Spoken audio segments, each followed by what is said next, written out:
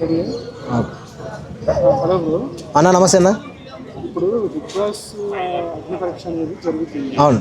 దాంట్లో చాలా రిజెక్షన్స్ వస్తున్నాయి, యాక్సెప్టెన్సెస్ వస్తున్నాయి, చాలా మంది వస్తున్నారు. 15 మంది కంటెస్టెంట్లు పాల్గొనేవారు. ఎన్ని వేల మంది నుండి సెలెక్ట్ చేయగలుగుతారు. అవును. వాళ్ళకు కూడా రిజెక్షన్ చేయడానికి కూడా కొన్ని కారణాలు ఉన్నాయి. అవును. కానీ బయటకు వచ్చి రిజెక్ట్ అయిన వాళ్ళందరూ మేము కేసులు పెడతాం, ఇది చేస్తాం, సూసైడ్ చేస్తాం అని మాట్లాడతారు. ఇది ఎంతవరకు కరెక్ట్? సో ముఖ్యంగా ప్రేక్షక మహాశైలికి నా హృదయపూర్వక ధన్యవాదములు. ఇప్పుడు ఎక్కడ చూసినా యూట్యూబ్లో, ఇన్స్టాలో, ఫేస్బుక్లో, స్నాప్ అంట, ఇంకోటి ఎక్స్ట్రా సోషల్ మీడియాలో భయంకరంగా సోషల్ మీడియా ఒకప్పుడు చూడాలని ఇంటెన్షన్ అని ప్రతి ఆతృత అనేది చాలా మంచి ప్లాట్ఫామ్, ప్రతి ఒక్కరికి చాలా ఇంట్రెస్ట్గా ఉంటుంది. అలాంటిది ఎక్కడ చూసినా బిగ్ బాస్ అగ్ని పరీక్ష.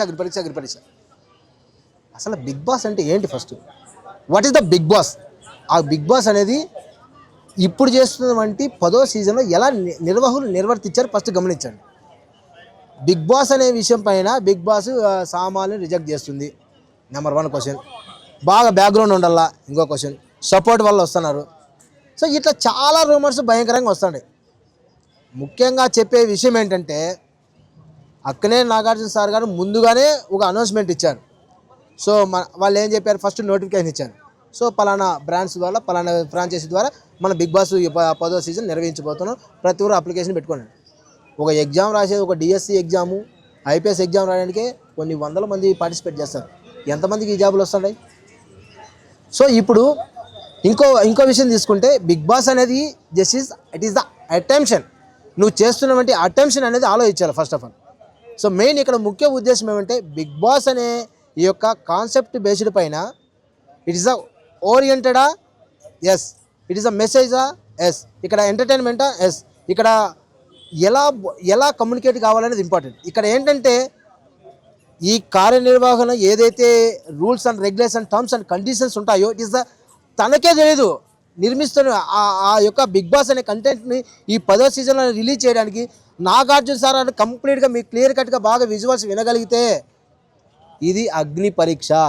It is a wild. ఒక అడవిలోకి వెళ్తే ఖాళీ కడుపుతో పోతున్న వంటి చీమ దగ్గర నుండి సింహం దగ్గర వరకు అందరూ సమానులే. ఇది మనం ఫస్ట్ దృష్టిలో పెట్టుకోవాలి. ఇంకా కంటెస్టెంట్ల పరంగా ఎంతమంది ఎలిజిబిలిటీ? ఓన్లీ ఫర్ 15 మెంబర్స్ మాత్రం ఎలిజిబిలిటీ. 2 లక్షల మంది పార్టిసిపేట్ చేసినారు. నేను కూడా అభ్యర్థినే. నేను కూడా బిగ్ బాస్కు అప్లికేషన్ మదనపల్లి నుండి పెట్టిన వ్యక్తినే. అది కూడా నేను కూడా ఎక్కడి నుండి పెట్టినా? మదనపల్లి బీటీ కళాశాల. బీటీ కళాశాల అనేది ఎక్కడుంది? అసలు బీటీ కళాశాల ఏంది? 1913 సంవత్సరంలో రవీంద్రనాథ్ ఠాగూర్ తెలుగు జనగణమన జాతీయ గీతాన్ని తెలుగులోకి అనువాదించిన ప్రదేశం నుండి వచ్చిన వ్యక్తిని నేను కూడా. మంచి ప్లేసే కదండి. మరి నన్ను ఎందుకు సెలెక్ట్ చేయాలా? మరే నాయన, లోపం నాది కాదు. ఇక్కడ ఏమంటే, అన్ని విధాలు కూడా అర్హుడైన వ్యక్తులు మాత్రం వాళ్ళు తీసుకోగలుగుతున్నారు. దాన్ని మనం మీద బాధపడ్డాము. దాన్ని నేను బాధపడితే ఇంట్లో కూర్చుంటే పని జరగదు కదా. ఇక్కడ ఏమంటే, యత్నం, ప్రయత్నం, దైవయత్నం. ఇక్కడ నువ్వు ఎంత శిష్యుడు సంసిద్ధిగా ఉండగలిగితే గురువు రానే వస్తాడు.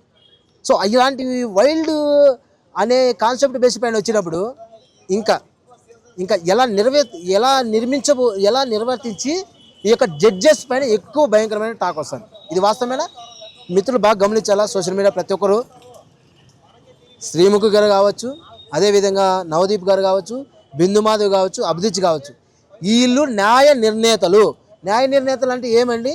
వాళ్ళు ఇచ్చే నిర్ణయానికి కట్టుబడి ఉండడమే కంటెంట్ పార్టిసిపేటెడ్గా నీ యొక్క ఫస్ట్ రెస్పాన్సిబిలిటీ. కలామ తల్లి ముద్దుబిడ్డలుగా ఉండే ప్రతి ఒక్కరు కూడా దీన్ని బాగా గమనించాలి. ఇంకోటి ఏంటంటే, ఇప్పుడు మనము ఈ బిగ్ బాస్ అనే విషయం ఆలోచించగలిగితే, ఇలాంటి గేమ్స్ మనం ఇంకా ఇండియాలో ఎక్కడ చూడలేదా? ఐపీఎల్ చూస్తున్నారు. ఐపీఎల్, ఇండియన్ ప్రీమియర్ లీగ్, వేల కోట్ల మంది చూస్తున్నారండి. ఆ వేల కోట్ల మందిలో ఎంపీఎల్ ఇచ్చే నిర్ణయాన్ని రిజెక్ట్ చేయడానికి ఏముంటుందండి? రిజెక్ట్ చేయడానికి కూడా ఏం చెప్పారంటే, ఎక్కడైతే దారిలో నడుచుకుంటూ వెళ్తూ ఉంటే మన కళ్ళే మనం మోసం చేస్తాయి, దొందుకొని పడిపోతుంటాం. అలాంటిది ఇలాంటి వాటిపైన ఎంత పరిశీలనాత్మకంగా నిర్ణయాలు తీసుకోగలగాలి?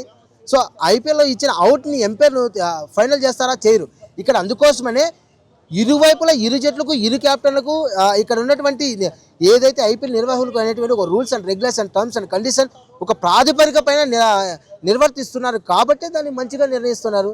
తను ఇచ్చిన వంటి నిర్ణయం తప్పు అని అపాలజీ కూడా చెప్పగలుగుతున్నారు. దట్ ఈస్ ద డిఆర్ఎస్ అంటారు, ధోని రివ్యూ సిస్టమ్ అంటారు. అదేవిధంగా కబడ్డీలు తీసుకోండి, కార్డు ఎందుకు ఇవ్వగలుగుతారు? ఒరేనాయనా నీకు ఒక డెడ్ లైన్ అనేది ఉంటుంది, ఆ లైన్ నువ్వు క్రాస్ చేయకూడదు. ఆ క్రాస్ చేయగలిగితే నువ్వు గేమ్ ఆడే గేములపైన క్రీడా స్ఫూర్తి ఉండగలిగిన వ్యక్తి అయితే ఏదైతే పరిధి ఏదైతే లైన్స్ ఏవైతే ఉంటాయో వాటిని ఒక ప్లేయర్గా నువ్వు క్రాస్ చేయకూడదు. అది కబడ్డీ కావచ్చు, ఖోఖో కావచ్చు, క్రికెట్ కావచ్చు, బాస్కెట్బాల్ కావచ్చు, బేస్బాల్ కావచ్చు, షార్ట్ బాల్ కావచ్చు, డిఫరెంట్ కంటే దానికంటూ ఒక గవర్నమెంట్ మొత్తం అంతా ఓపెన్లో పెడతారా? ఎందుకు లైన్స్ అనేది గీస్తుంది? You are the player, discipline first. నీ డిసిప్లిన్ ఎక్కడి నుండి వస్తుంది? నీ డ్రెస్ కోడ్ చెప్తుంది, నువ్వు ఉన్నటువంటి స్టైలిష్ విధానం చెప్తుంది, నువ్వు వేసుకున్న బట్టలు బట్టి ఉంటుంది, నువ్వు వేసుకున్న షూ బట్టి ఉంటుంది, నువ్వు వేసుకున్న పర్ఫ్యూమ్ స్మెల్ బట్టి ఉంటుంది. ఇక నువ్వే నీకు నచ్చకపోతే ఎదుటి వ్యక్తి నువ్వు ఏ విధంగా నచ్చుతావు? సో ఈ విధంగా ఒక క్రీడాకారుడికి ఉన్నటువంటి జస్ట్ ఒక సమయస్ఫూర్తిని మాత్రం చెప్పాను. ఇంకో విధంగా జడ్జెస్ పరంగా పాయింట్ ఆఫ్ వ్యూలో నేను మాట్లాడగలుగుతాను. సో ఇక్కడ నన్ను రిజెక్ట్ చేసినారు, నేను తోపు నేను తురుము అని కొంతమంది చెప్పగలుగుతున్నారు. ఇక్కడ ఎవరు తోపులు తురుములు కావాల్సిందే. నీ తోపులు తురుముకునే శక్తి సామర్థ్యం నీలో నీలో స్పెషాలిటీ అది ఇక్కడ పర్ఫామ్ చేయగలగాలి. ఇక్కడ పర్ఫామ్ చేయడమే ఒకటి కాదు, నువ్వు వాటికి క్వాలిఫైడ్ కావడానికి ముఖ్యంగా ఏంటంటే నీ యొక్క ప్రవర్తన పైన నీ సెలెక్షన్ అనేది ఉంటుంది. ఇది ఫస్ట్ మీరు దృష్టిలో పెట్టు. నేను లోపలికి ఇన్ని అవడమే కాదు, నన్ను జడ్జెస్ ఎలా రిసీవ్ చేసుకున్నాడు, నన్ను అలా రిసీవ్ చేసుకున్నాడు అనేది ఇంపార్టెంట్ కాదు. ఇంటికి వచ్చిన వ్యక్తిని కూడా ఆత్మీయంగా పలకరించగలరు. కానీ ఇక్కడ ఏమంటే judges it is a wild contest participates అని ఇక్కడ ముందుగా చెప్పారు. ఎవరు కూడా అంత చిక్కదు, వాళ్ళకి ఇష్టం వచ్చిన క్వశ్చన్లు వేస్తారు, నచ్చినట్లు మాట్లాడతారు. దాన్ని నువ్వు ఎంత మాత్రం కమిట్మెంట్ అయ్యి కంటెస్టెంట్గా ప్రిపేర్ అయ్యడం ఇంపార్టెంట్. అంతేగాని ఇక్కడ నన్ను పలానా మాట తిట్టారు, నన్ను పలానా ఇలా ఈ విధంగా మాట్లాడారు, నన్ను పలానా ఇలా అంటున్నారు, నన్ను ఇలా రిజెక్ట్ చేశారంటే వాళ్ళు ఖచ్చితంగా చేయడానికే నీలో ఉన్నటువంటి టాలెంట్ని వాళ్ళని ప్రోత్సహించడానికి రాలే. వాళ్ళు నిన్ను డిస్కరేజ్ చేస్తే దాన్ని యాక్సెప్టేషన్ చేసుకోవడానికి ఎంత మాత్రం సంసిద్ధులై ఉన్నావని నేను అడుగుతున్నాను క్వశ్చన్ ఈరోజు. ఇక్కడ ఎవరిని తప్పులు పట్టాల్సిన అవసరం లే. నేను ఎంతోమంది మేము కళ్ళ ముందు కూడా మేము కూడా ఆడిషన్స్కి వెళ్తూ ఉంటాం. మా డైరెక్ట్గా ఇచ్చి మాకు టాస్క్ ఇచ్చి చెప్పలేడా? నన్ను అయితే కానీ చాలా దారుణంగా చేసినారు. ఎవరైనా టాస్క్ సార్ నాకు కాన్సెప్ట్ చెప్పాలంటే నువ్వు నీ కాన్సెప్ట్ చెప్పడం వరకే నీకు అర్థం కావట్లే, నీ కాన్సెప్టే నువ్వు వినాల్సిన అవసరం లే. బిగ్ బాస్ సెలెక్షన్ టీం వాళ్ళు ఉప్పల్ బాల్ను నువ్వు ఏ జెండర్ అని కించపరిచేలా మాట్లాడినట్టు దానిపైన స్పందన ఏంటి?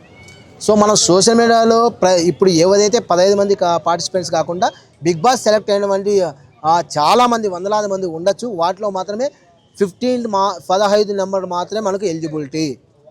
సో వాటిల్లో కూడా ఉప్పలబాయిల్ పాయింట్ ఆఫ్ వ్యూలో మనం ఆలోచించగలిగితే తను ఒక సాధారణమైనటువంటి వితౌట్ బ్యాక్గ్రౌండ్ లేకుండా తన ఇన్ఫ్లుయెన్స్ ద్వారా తను మంచి వ్యక్తిగానే మనం పరిగణలోకి తీసుకుందాం. ఎందుకంటే తను చేస్తున్నటువంటి కష్టం వాళ్ళ అమ్మ కోసం అని చేస్తున్నాడు అనే విషయం పక్కన పెడితే ఇట్ ఈస్ తన ప్యాషన్, తన సిగ్నేచర్, తన స్టైల్, తన ఇష్టం అంటే. కానీ ఎవరి హావభావాలు దెబ్బతినేటట్లు కూడా మాట్లాడకూడదు. ఇది కూడా కొద్దిగా మనసులో కూడా పెట్టుకొని ఆలోచించాల్సిన విషయం, అది కూడా బాధాకరమైన విషయం. కాకపోతే ఇక్కడ ఏంటంటే నువ్వు ఏమీ అధైర్యపడదు ఉప్పలవాళ్ళు గారు, ఓకేనా? నీకు చాలా ఫ్యాన్ ఫాలోయింగ్ చాలామంది ఉంది. సో నీకోసం చాలా జనాలు ఇంకా బయట కూడా ఉన్నారు.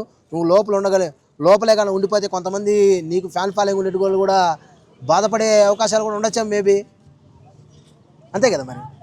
అరే ఒక మంచి వ్యక్తి కూడా కోల్పోయి మనోడు లోపలికి వెళ్ళి సమస్యలు పడుతున్నాడనే విషయం మీరు బాధపడచ్చేమో.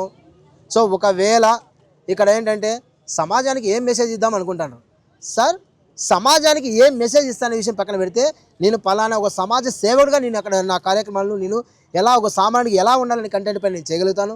లేదు మీరు ఇచ్చే టాస్క్ మీరు ఇచ్చే సమయం నేను మంచిగా ఆడగలుగుతాను, నాలో ఒక మంచి సింగర్ ఉండగలుగుతున్నాడు, మంచి సేవ చేసే సేవకుడు ఉన్నాడు. ఈ విధంగా నువ్వు కన్వర్టేషన్ టాపిక్ డైవర్ట్ చేయి. Why are you change of your, నువ్వు ఎందుకు ఆగిపోతున్నావు? ఇక్కడ సమస్య వాళ్ళది కాదు, సమస్య కూడా నీలో ఉంది. లోపం కాదు, అది నీలో ఉన్నటువంటి జ్ఞానం. అది ఇంకా